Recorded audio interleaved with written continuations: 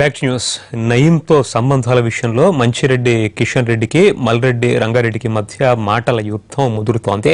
నడి రోడ్డుపై పరస్పరం సవాళ్లు విసురుకుంటున్నారు ఇద్దరు నేతలు. మల్రెడ్డికి దమ్ము ధైర్యం లేవని మంచిరెడ్డి విమర్శించగా అసలు మంచిరెడ్డిని అరెస్టు చేయించే వరకు నిద్రపోనంటున్నారు మరోవైపు మల్రెడ్డి రంగారెడ్డి.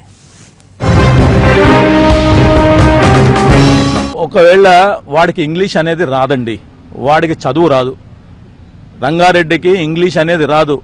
రిజిస్ట్రేషన్ ఎవరు చేశాడు ఏం చేశాడు అనేది ఒక్కసారి అర్థం చేసుకోవాలా. ఒకవేళ శ్రీహరి గిట్ట మాకిట రిజిస్ట్రేషన్ చేస్తే నేను రెడీ అండి, వాడిని చూపెట్టమనండి ఆ డాక్యుమెంట్ను. ఏదో ఫేక్గా పేపర్ చూపించి మేము అందరికీ మాయ మాటలు చెప్పి వాడు నేను శ్రీహరి డాక్యుమెంట్ ఉన్నది అనేది. శ్రీహరి ఒకవేళ మాకు మంచి ఇన్ఫ్రాకు చేసినట్టయితే నేను ఒప్పుకోవడానికి రెడీ అండి. 1 ఎకర్లు కానీ 1 ఇంచ్ కానీ మాకు చేసింది ఇద్దరు మహిళలు. అంతకుముందు ఉన్నటువంటి డాక్యుమెంట్ లింక్ డాక్యుమెంట్ ఒక ఎంపీటీసీ కాంగ్రెస్ అతనే విన్నారా. 1 ఎకర్ ఉన్నదని నేను చెప్పడం జరిగింది. ఆడిబట్లలో 1 ఎకర్ ఉంది, 40 ఎకరాలది డాక్యుమెంటే కాదు. వాడు వీడికి వస్తేనే మాట్లాడతానండి, రావాలా.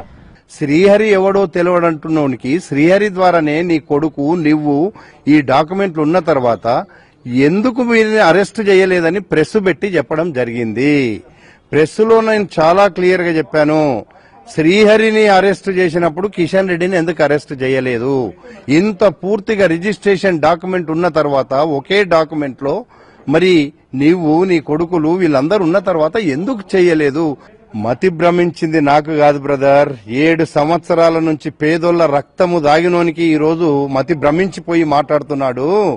మతి భ్రమ అనేది ఈ రోజు ఎక్కడ ప్రెస్ స్టేషన్ కు వచ్చేసి నేనేమి చెప్పాలో తెలియక పూర్తి ఆధారాలతో సహా నేను చూయించాను. ఆధారాలు చూయించిన తర్వాత దీనికి జవాబు చెప్పు అంతే. నువ్వు పిచ్చి పిచ్చి కూతలు కూస్తే నీకంటే 100% నేను ఎక్కువ కూయగలుగుతా. నాకు కూడా సమాజంలో రెస్పెక్ట్ ఉన్న వ్యక్తిని.